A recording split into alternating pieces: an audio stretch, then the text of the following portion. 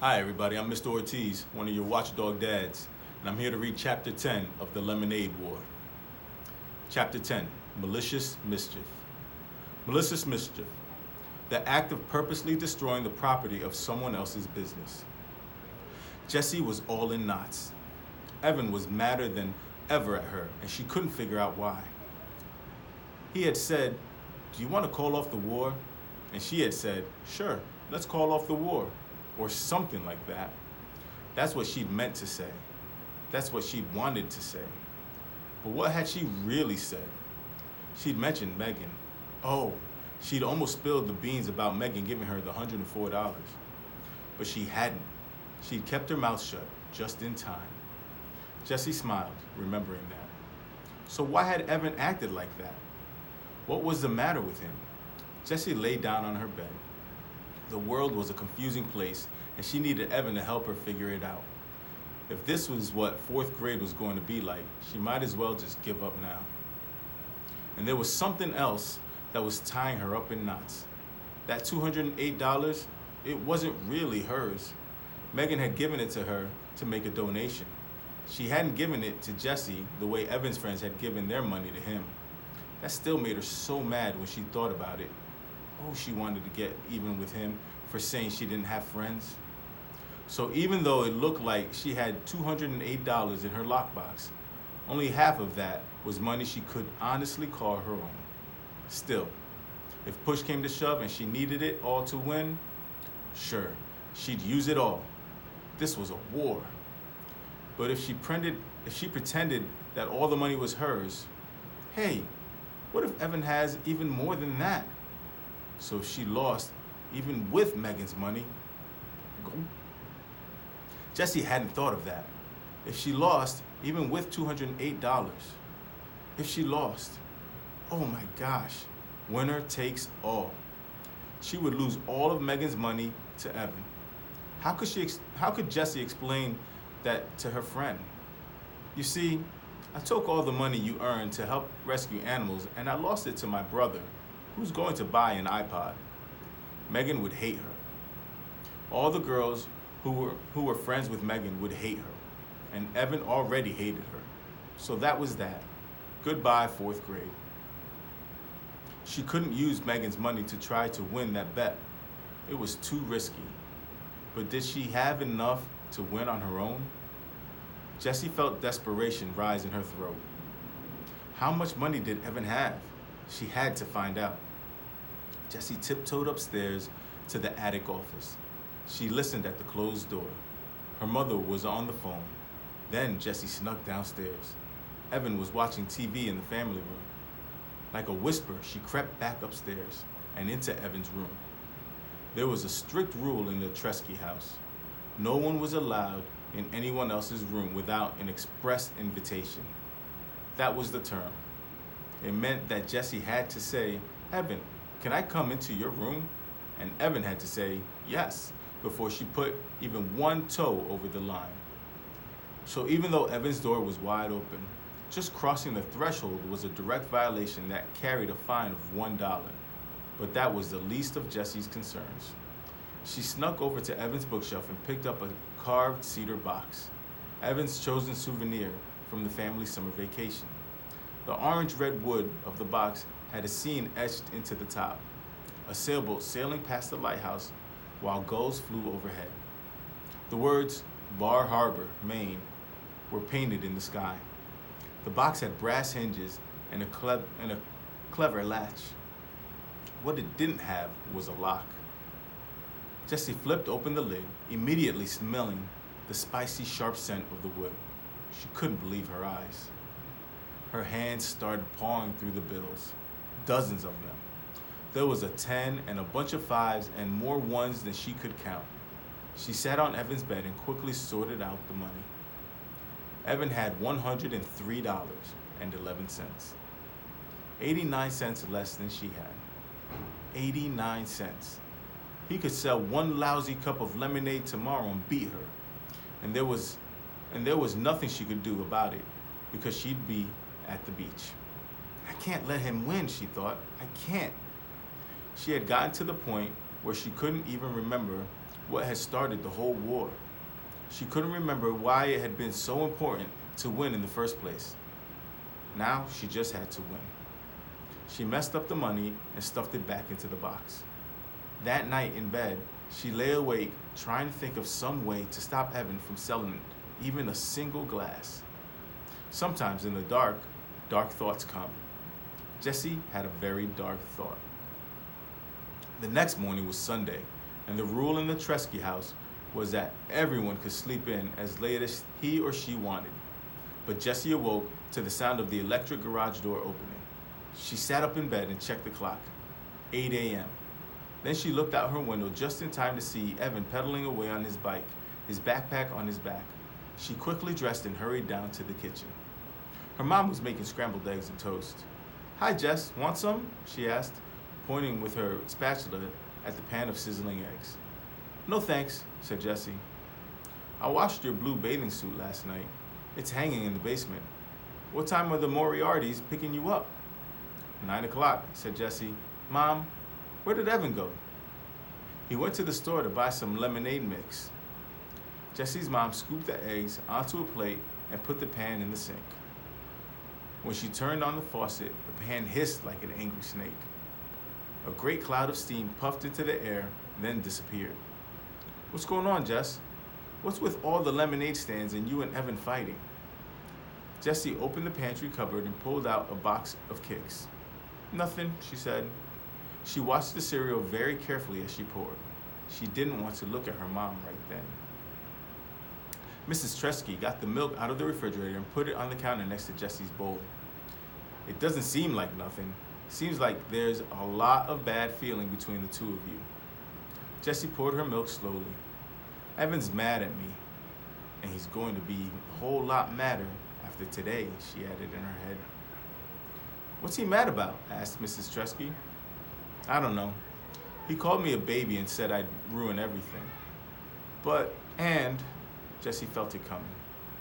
She tried to hold it back, but she knew it was coming. Her shoulders tightened up, her chest caved in, and her mouth opened in a howl. "He said he hates me." Tears poured out of her eyes and dropped into her cereal bowl. Her nose started to run and her lips quivered.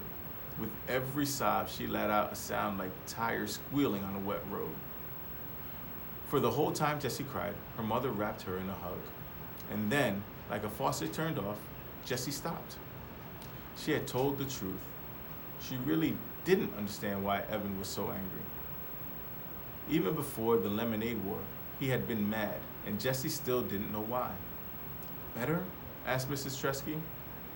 "Not much," said Jessie. She wiped her nose with her paper napkin and started eating her cereal.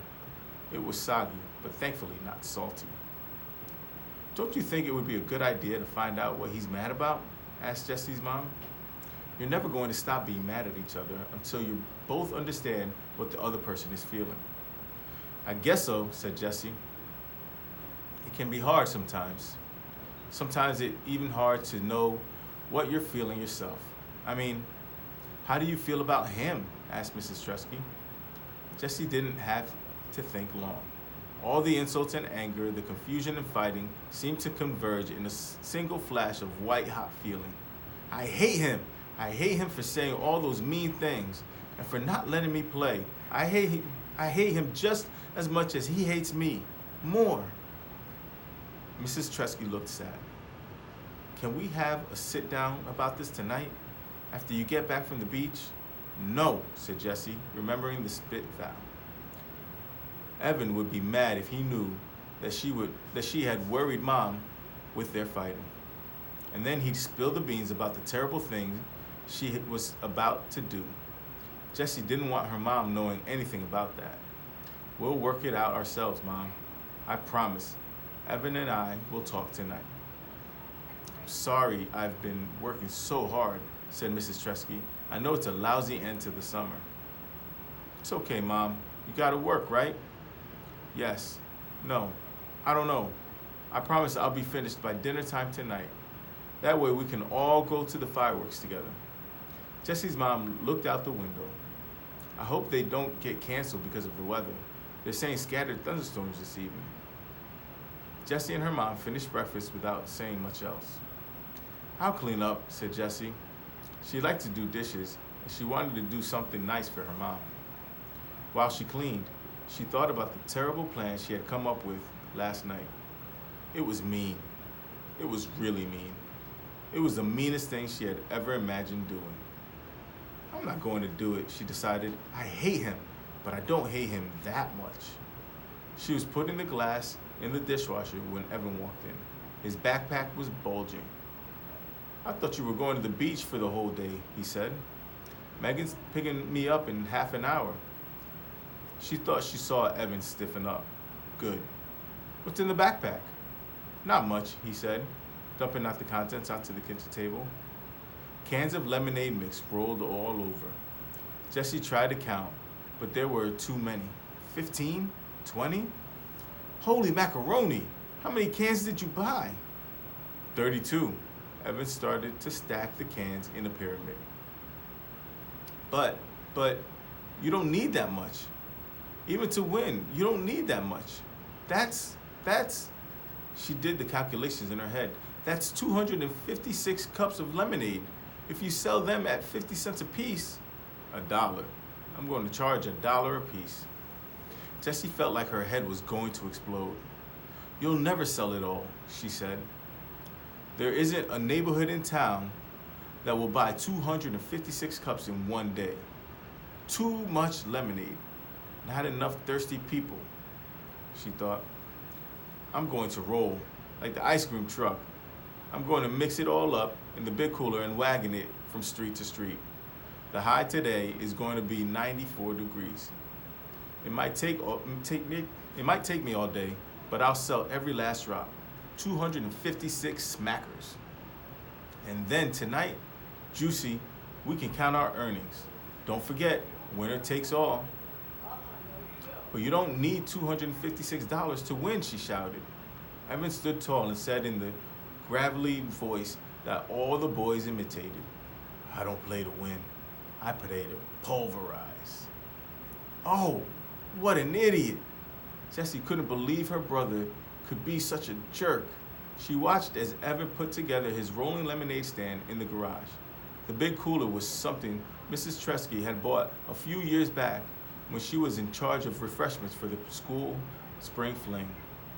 It looked like a giant bongo drum with a screw off top and a spigot at the bottom. Evan loaded it into the wagon, then poured in the mix from all 32 cans. He used the garden hose to fill the cooler to the top, then dumped in 4 trays of ice cubes. With a plastic beach shovel, he stirred the lemonade. The ice cubes made a weird rattling noise as they swirled around in the big drum. Using the shovel like a spoon, he scooped out a tiny bit and tasted it. "Perfect," he announced, screwing the top on tightly. Then he went into the basement to make his lemonade on wheels sign. Without a moment's hesitation, Jessie sprang into action. First, she got out a large Ziploc bag from the kitchen drawer, the kind that you could freeze a whole gallon of strawberries in if you wanted to. Then she held it upside down and wide open over the fruit bowl. She gave the bowl a solid knock. Jessie was surprised how easy it was to catch the fruit flies that floated up from the bowl. It was like they wanted to die. She filled that bag and 2 more with flies, then hurried to the garage. She unscrewed the top of the big cooler. Holding the first bag upside down, she unzipped it, expecting the flies to fall down into the lemonade. They didn't. They stayed safe and dry in the bag. It was like they wanted to live. "Too bad for you, you stupid flies," said Jessie as she plunged the bag into the lemonade. Under the surface, she turned the bag inside out, swishing it back and forth so all the flies were washed off into the lemonade.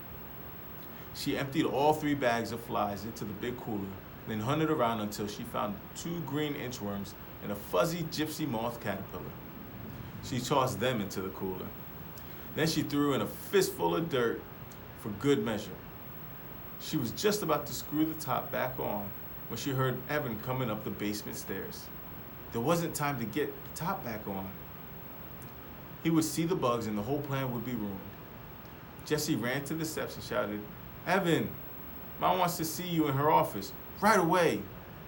Oh man, muttered Evan as he started to climb the second set of stairs.